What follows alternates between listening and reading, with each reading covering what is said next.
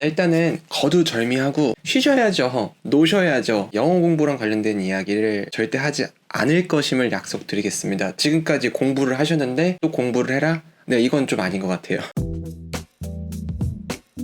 안녕하세요 여러분, 토이형 영준쌤입니다. 수능을 보고 나서 해보면 좋을 것들에 대해서 말씀을 드려보고자 합니다. 첫 번째로 해보시는 게 아니라 하셔야 되는 거죠. 무조건 휴식입니다. 여러분들 지금 이제 초등학교, 중학교, 고등학교 모든 과정을 거치면서 어떻게 보면 이번 수능 시험을 위해서 달려왔다고도 할 수 있잖아요. 정말 엄청난 스트레스를 몸과 마음에 아마 아주 그냥 그냥 어떻게 설명이 안 돼요. 그러니까 그 여러분들에게는 휴식이 필요합니다. 왜냐고요? 여러분들은 이 수능 시험 이후에 머지않아서 그 다음 과정에 대해서 계획을 세우시고 또 달려나가셔야 되는 상황이기 때문에 그래요. 그래서 적절한 휴식을 취해 주셔야 하는데 잘 쉬는 게 너무 어렵잖아요. 아닌가요?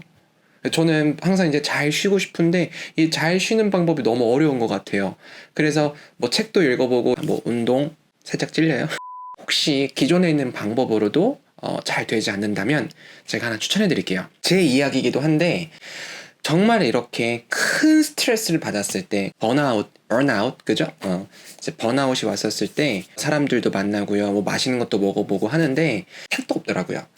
그래서 이제 어떻게 해야 하나 너무 무기력하고 지쳐있고 했었을 때 제 주변에 저를 아껴주시는 지인분께서 가까운 자연과 함께 조금 시간을 가져보라라고 추천해 주셨어요. 근데 처음에는 반신반의했어요. 그래 너무 지쳐서 또 움직일 수가 없었어요. 하지만 어느 날 한번 제가 진짜 다녀왔거든요. 다녀왔는데 산에도 한번 갔다 본 적 있고 바다에도 한번 갔다 본 적 있어요. 근데 갔다 오니까 너무 신기한 게 정말 진짜 아무것도 안 하고 가서 그냥 멍하니만 있었고 그냥 이제 산에 올라가서 이제 밑을 좀 바라보거나 이제 녹색, 그죠? 나무라든지 풀이라든지 이런 것도 보고 뭐 바다에 가서 저 이렇게 이제 드넓은 바다를 보니까 나도 모르게 무언가 자꾸 버려져요. 답답했던 것들이. 그리고 어떨 때는 갔다 와도 전혀 변한 게 없다고 생각했는데 이상하게 다시 새롭게 계획을 세우고 출발하는데 힘이 나 있더라고요. 채워져 있더라고요. 그래서 여러분들 혹시 휴식을 이제 기존에 가지고 있는 방법으로도 채워지지 않는다 그러면은 가까운 이제 자연과 함께 시간을 보내보시기를 적극적으로 추천해 드립니다. 두 번째로 이제 여러분들이 아마 이것도 하셔야 되는 걸 거예요. 아마 해보면 좋은 게 아니라 여러분들이 하셔야 되는 거는 엄밀히 따지면 이제 결정하기죠. 결정하기. 이제 점수를 기다리고 그거에 맞춰서 대학을 진학할 것인가 아니면 사회로 바로 뛰어들 것인가 재수를 할 것인가 참 어려운 결정을 이제 앞두고 있습니다. 그래서 저는 이거를 뭐라고 불러야 될지 모르겠어요. 뭐 계획하기? 실천하기? 저는 그냥 이렇게 부르겠습니다. 책임감 기르기 훈련. 자, 이게 무슨 말이냐면은 여러분들이 이제 앞으로 나아가는 방향에 대해서 뭐 대학을 진학하시던 이제 사회에 가시던 결정하실 거 아니에요. 근데 이것도 역시 엄청 큰 결정이에요.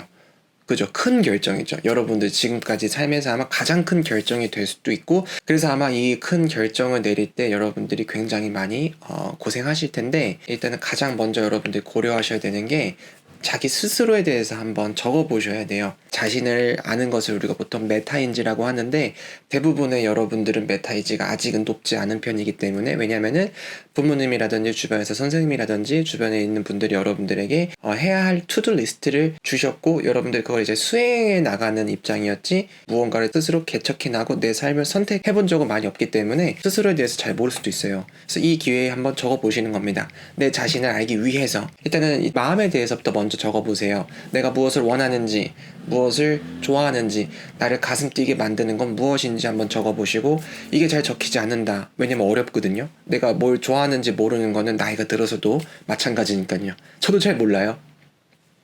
근데 잘 적히지 않는다면 반대로 뭘 싫어하는지 뭘 싫어하는지 이거는 진짜 이것만은 안 된다. 이게 너무 싫다. 불편하다. 하기 싫다.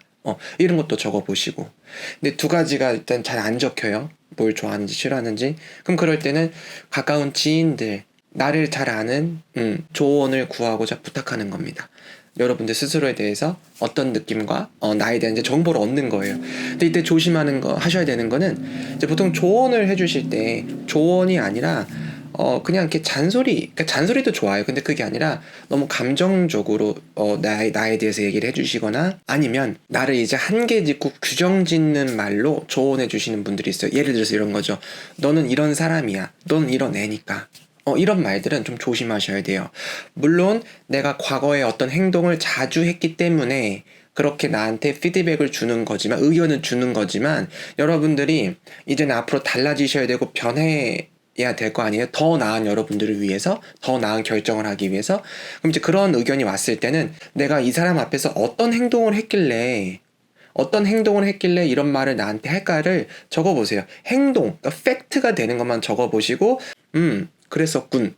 그리고 그대로 둬도 될 것 같으면 그대로 둬도 됩니다. 무슨 말인지 알겠죠? 넌 이런 애야 이렇게 자꾸 하다 보면 나도 모르게 그렇게 믿게 되고 자꾸 내 스스로에 대해서 가능성은 닫게 되니까.